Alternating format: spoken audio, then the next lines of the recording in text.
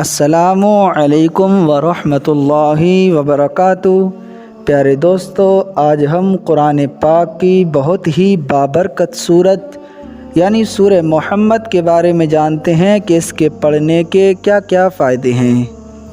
یاد رکھیے دوستو، رزق دینے والی ذات صرف اور صرف اللہ رب العزت کی ہے۔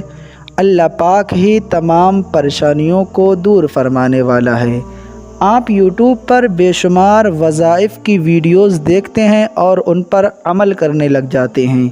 لیکن کوئی بھی فائدہ حاصل نہیں ہوتا۔ دوستو، قرآن پاک ایسی بابرکت کتاب ہے کہ جس کا پڑھنا، دیکھنا، سننا سب عبادت ہے۔ قرآن پاک کی ہر صورت، ہر آیت، ہر لفظ بابرکت ہے۔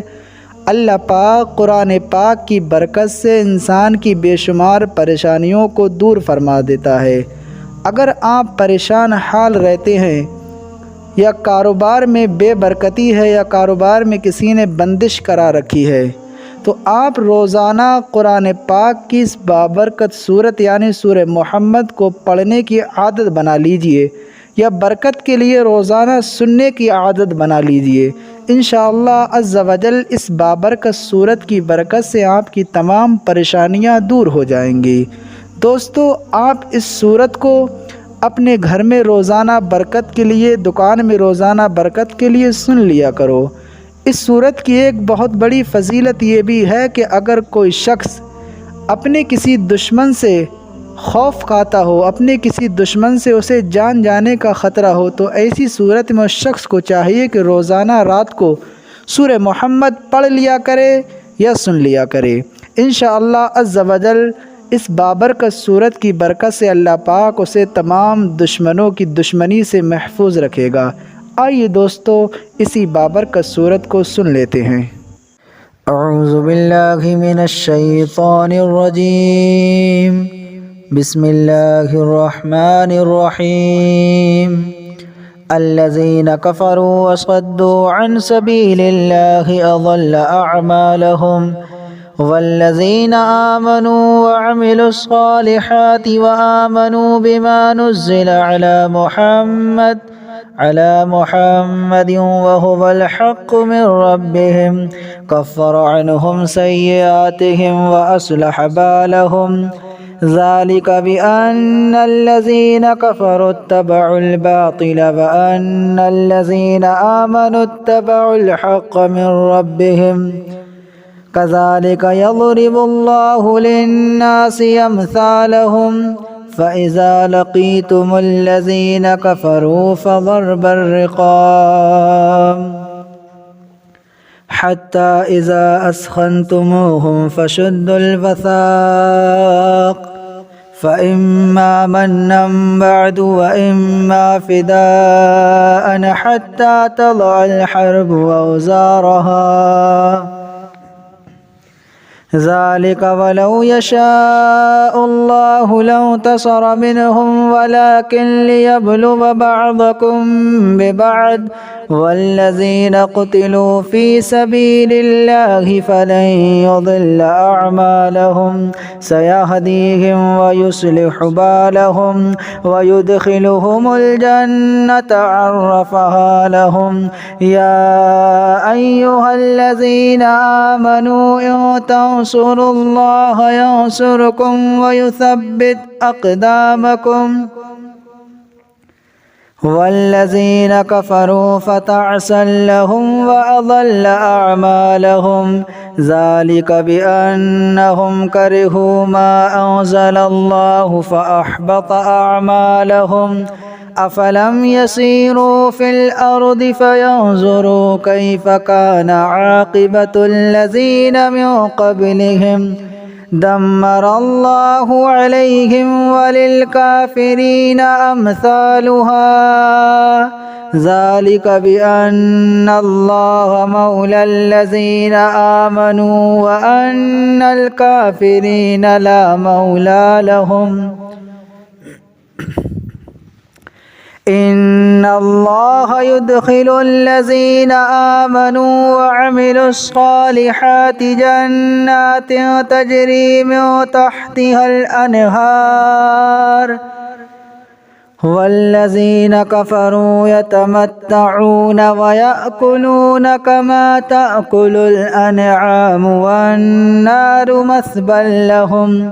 وكأي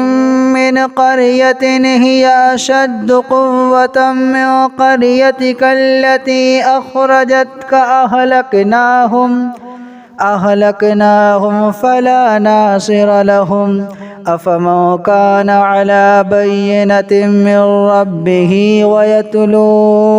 ويتلوه شاهد من قبله أفمن كان على بينة من ربه كما زين له سوء عمله واتبعوا أهواءهم مثل الجنة التي وعد المتقون فيها أنهار من ماء غير ياسن وأنهار من لبن لم يتغير طعمه وأنهار من خمر لذة للشاربين وأنهار من عسل مصفى ولهم فيها من كل الثمرات ومغفرة من ربهم كمن هو خالد في النار وسقوا ماء حميما فقطع أمعاءهم ومنهم من يستمع إليك حتى إذا خرجوا من عندك قالوا للذين أوتوا العلم ماذا قال آنفا أولئك الذين طبع الله على قلوبهم واتبعوا أهواءهم والذين اهتدوا زادهم هدى وآتاهم تقواهم فهل ينظرون إلا الساعة أن تأتيهم بغتة فقد جاء أشراطها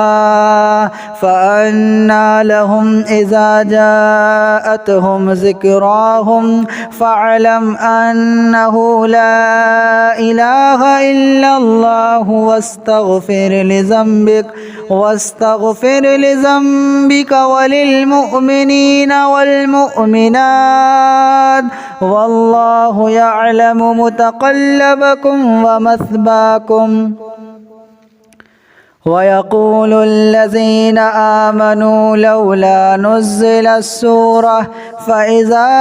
أنزلت سورة محكمة وذكر فيها القتال رأيت الذين في قلوبهم مرض ينظرون إليك نظر المغشي عليه من الموت فأولى لهم طاعة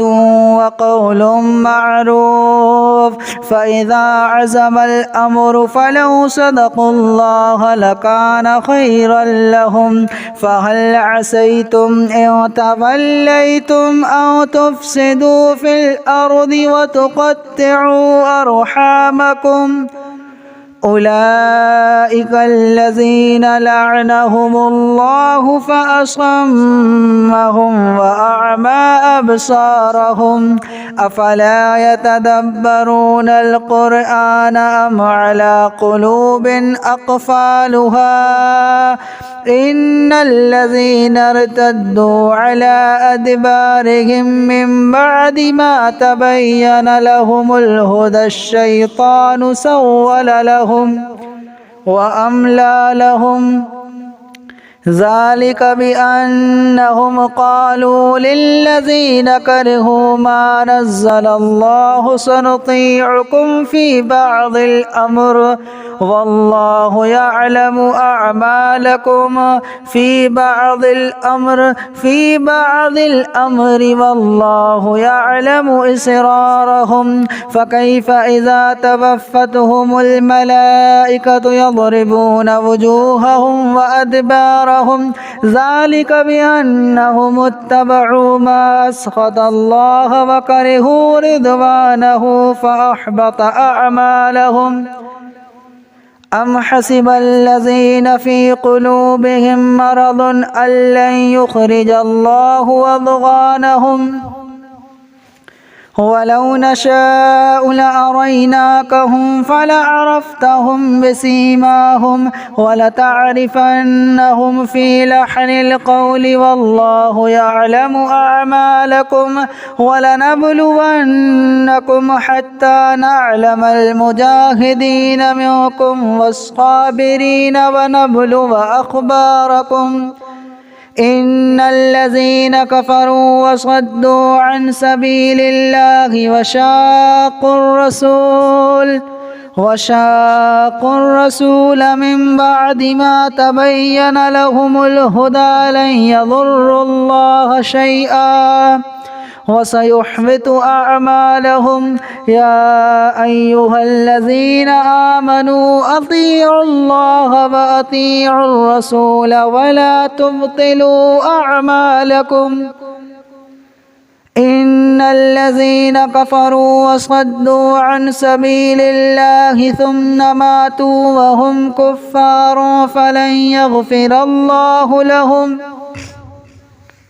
فلا تهنوا وتدعوا إلى السلم وأنتم الأعلون والله معكم ولن يترككم أعمالكم إنما الحياة الدنيا لعب ولهب وإن تؤمنوا وتتقوا يؤتكم أجوركم ولا يسألكم أموالكم إن يسألكموها فيحفكم تبخلوا ويخرج أضغانكم ها أنتم هؤلاء تدعون لتنفقوا في سبيل الله